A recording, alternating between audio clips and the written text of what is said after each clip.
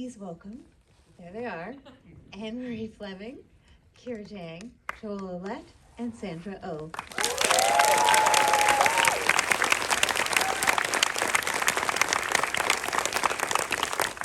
I would love to get some questions from the audience.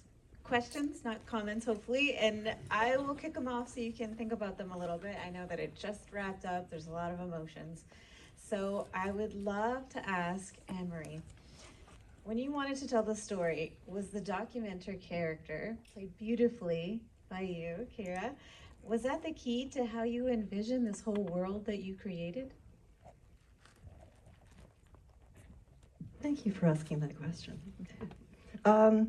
Yeah, I mean, obviously this is all seen through Kia's point of view. There's not a, well, actually there are, but yeah, I went up to Powell River. I spent some time being a guest sort of film lecturer there, teaching these kids, these teenagers, animation and film production, and I was just amazed at what it was like for them at that age, where they were, in some ways, they didn't know that much about, film, but they were incredibly visually literate just by osmosis, and they were still kids, but they were dealing with some pretty heavy stuff.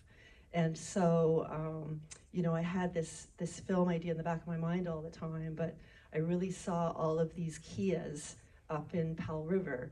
And so that's why I really wanted to shoot it there. Like all the places there, I mean, the world that I wanted to create was just there already.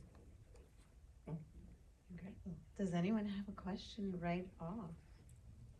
There we go. I'm just wondering, for artistic reasons, how you decided when you were going to use the animation touches. They're subtle and they come here and there. It's not overdone, but how did you decide which scenes you were going to use them?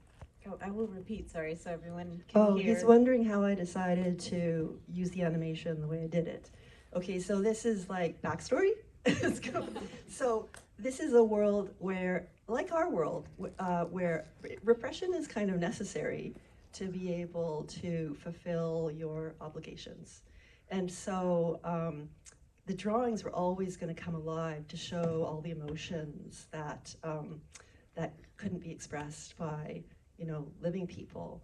And when we shot the film, when we saw in the editing room what we had, it was so emotional. It was just so emotional, and it seemed like that would be redundant in some ways. So the animation got pared very far back from where it was, and always wanted to have animation foreground the end of life.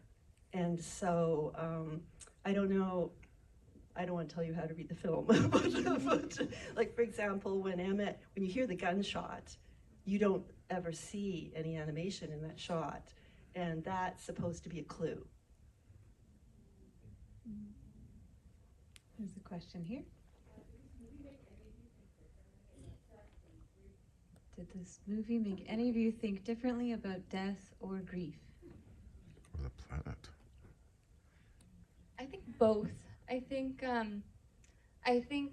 in terms of grief, as I related a lot to parts of this story, and I think that helped me kind of understand why Kia reacts the way she does.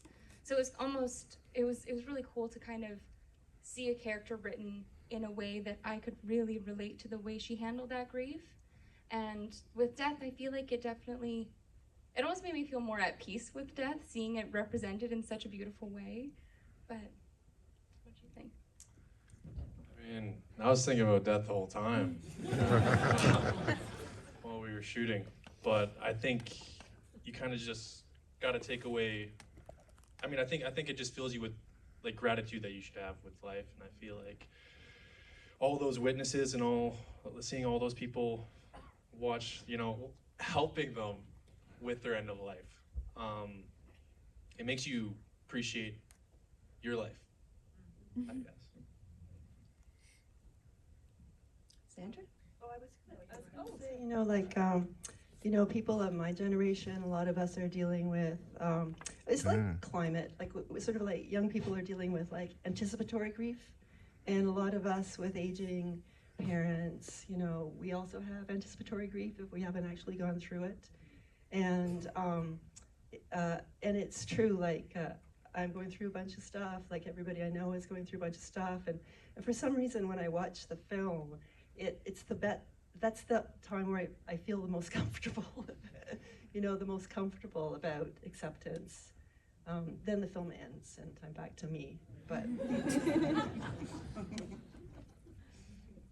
I know you didn't ask for this, but I actually am curious to hear comments because you know when you finally launch a film, I'm so interested to hear what people think, and perhaps maybe someone who is in an older generation and someone who is in a younger generation.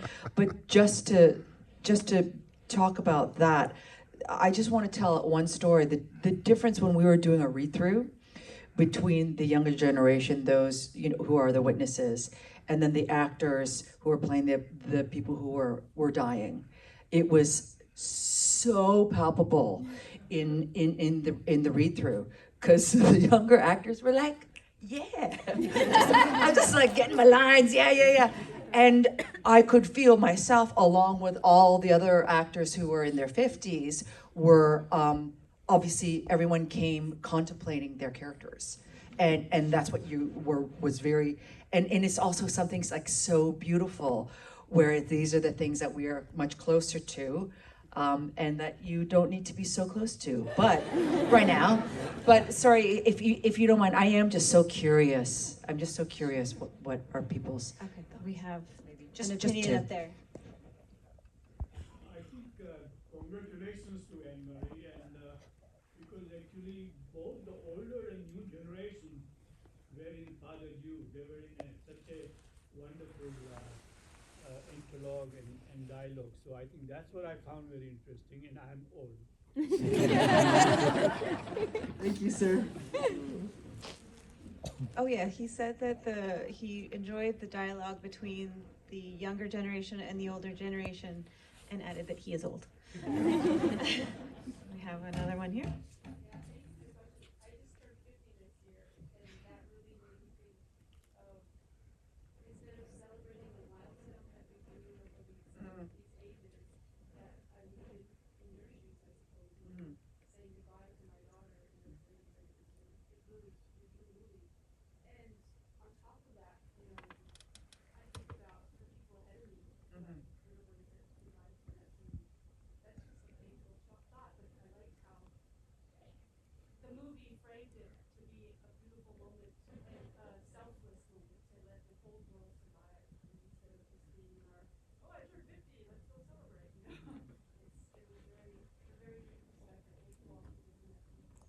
So she mentioned how instead of being a celebration, a milestone we celebrated in this world, it was where we would be saying our goodbyes, and it was very emotional for her. And a selfless act.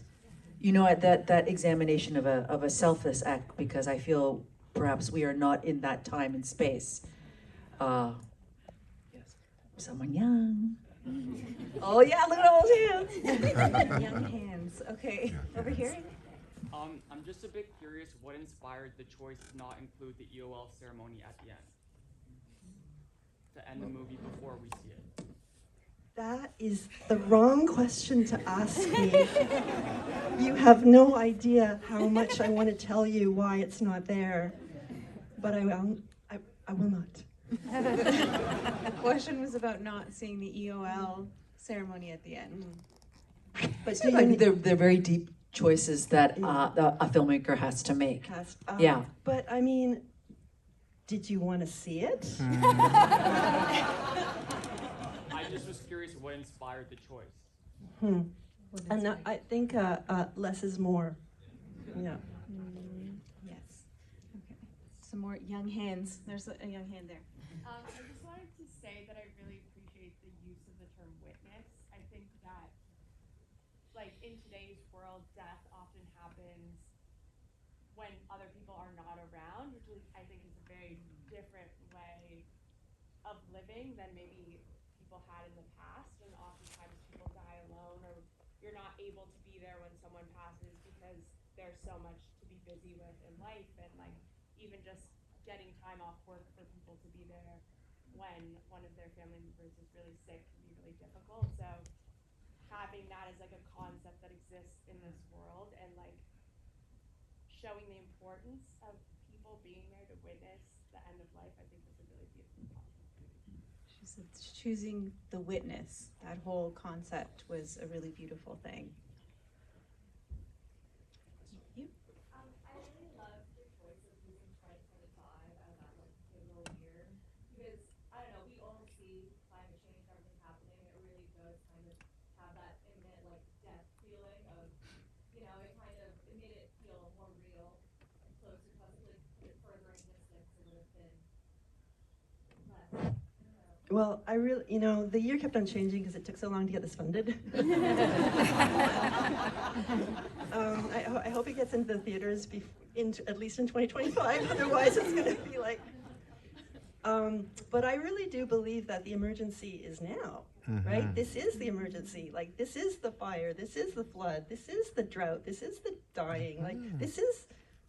We don't want it to get worse than this. Like, this is bad enough, So I think it's not a judgy film, and I'm not telling anybody what they should think or anything, but think, that there's a lot of people on this planet, and together maybe a little collective action might not be a bad thing, since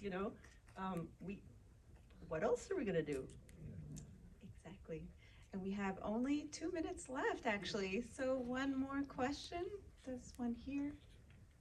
I just want to say thank you, and my comment is that it made me very emotional. So if that was the intention of doing this film, and my question beyond that concept is being ready, and how in finding that, in writing that, in fighting around that throughout the movie, what did it mean as you were exploring that? What did it mean as you were exploring the idea of being ready?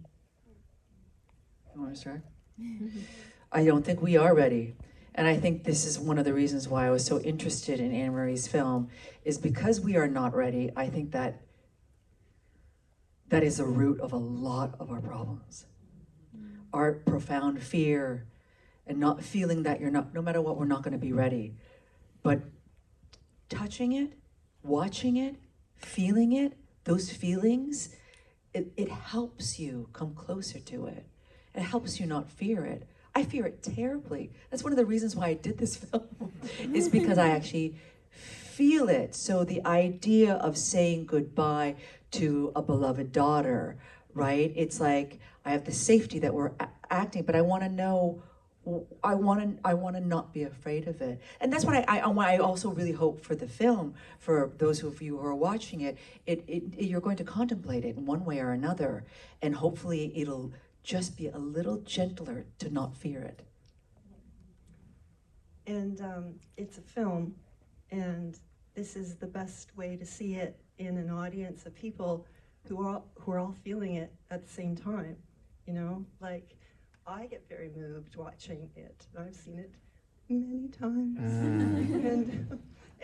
but there's something real there, right? And there's something that we all recognize, and we all feel it differently at different times in our life, or what's going on for us. But we all recognize it, and there is a feeling of, I am not alone, because we're all witnessing each other. That was a really beautiful way to end. Thank you so much for being here. Thank you so much for coming.